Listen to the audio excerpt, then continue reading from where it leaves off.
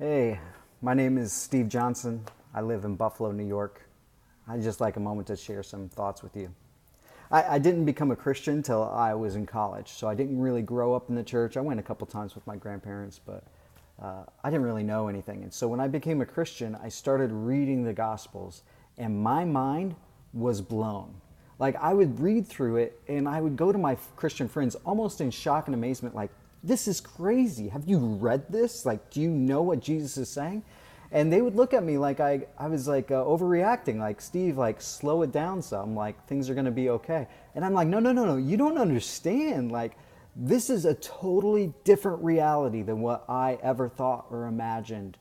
And it was just so amazing to me. And I was just caught off guard by the lack of enthusiasm or shock or anything by the Christian friends that I had made. I read this quote and it reminded me of that.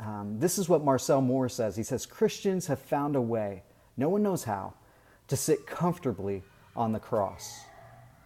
When I read Matthew 5, that thought comes up to me again and again because Jesus is teaching some things here, and he'll continue to through the following chapters on this Sermon on the Mount. He'll begin teaching these things that are so radical and counter to our world. And to me, it just is surprising to me and shocking. And as I've gotten older, again, I can now see how it's very easy to slip into this mindset where we, in some ways, neuter the gospel and Jesus' message. We take off the rough edges. We reinterpret the things that are a little too challenging for us, right? And so we see this. Jesus, first of all, right at the beginning, the Beatitudes, again, something that sounds so beautiful to read, and we read this blessed thing, and we kind of lose it. But here's what Jesus is doing, because he begins, blessed, if you look at the word, really just means happy. So he's talking about where's happiness found? And so he begins by telling us, right? Happiness is found in his culture by being a healthy adult male, married to a fertile, honest woman, a father of sons and an owner of productive land, a religious leader respected by your neighbors. What else could you want, right? No, no, no. Jesus doesn't say that's what makes you happy. You see, the things that his culture say would make him happy, that's what psychologists and others have termed a hero structure. You see, every culture has a hero structure, which is basically we define success and happiness, and in a way it's because we're afraid of dying. We're afraid of dying, but we're also afraid of dying and there being nothing more. And so we have to find a way of having value and self-confidence and self-esteem and meaning, and have an idea that we will make a difference in this world, like we'll change it or we'll leave an impact. And in some way, that's our way of fending off death. And in Jesus' time, what I just listed off as happiness, that was, in their way, that was the hero. What I just described was the hero. So in our culture today, here's my question. What's our hero?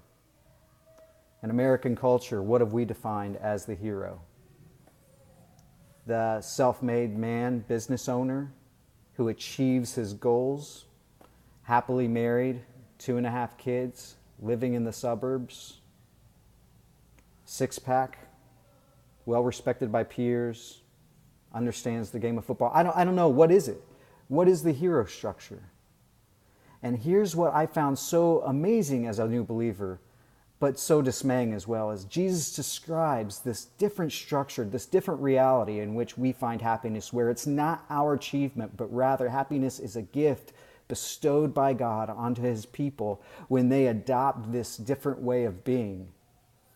And we have found a way of minimizing and explaining away this radical definition so that we can keep our American one. And he goes on, right, as he talks about being the salt of the earth and the light of the world, he's talking about the implications of living out this way of being.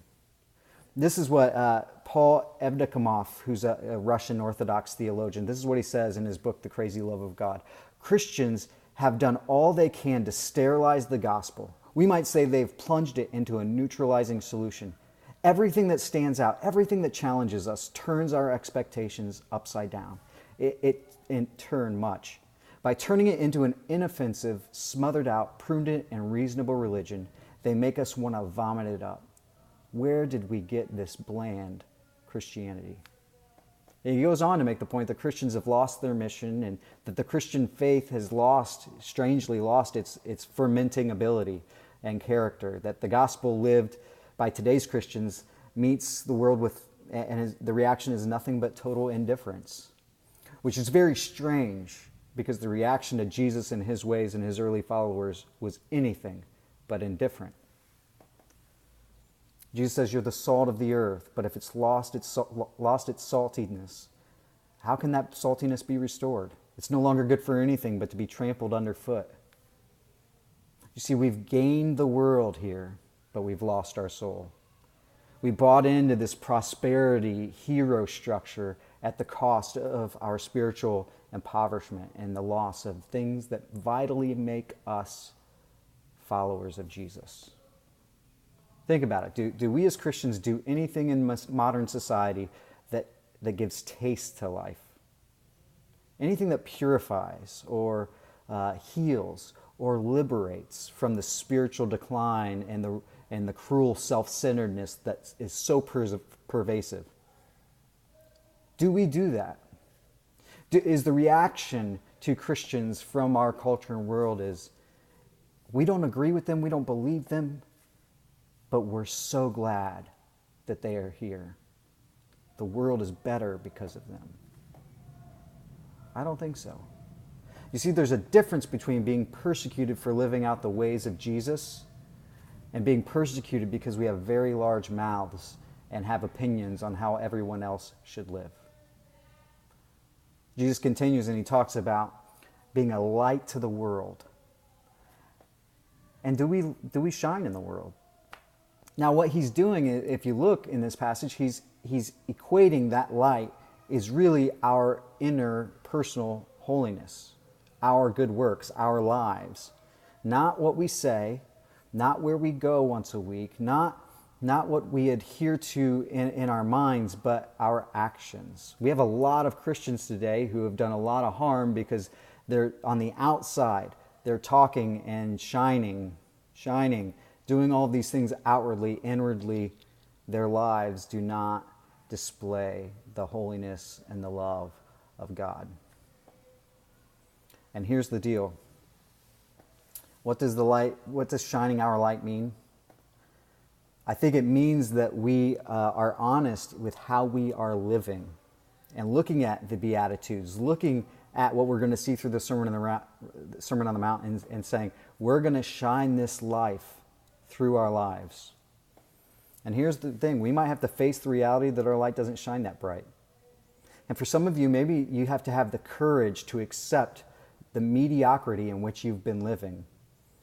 And in doing so, maybe you'll be more open to God's action in your life that can actually transform you, that people might look at you and say, they are a different person because they are following Jesus.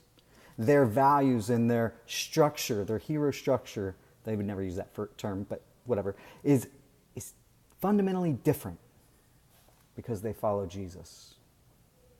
To be the salt of the earth, we don't need activism, agitation, superficial busyness. We need the good works that are born from the love of God and of the Spirit's action in our lives. And that's my prayer for you, friends. Go in His grace and peace.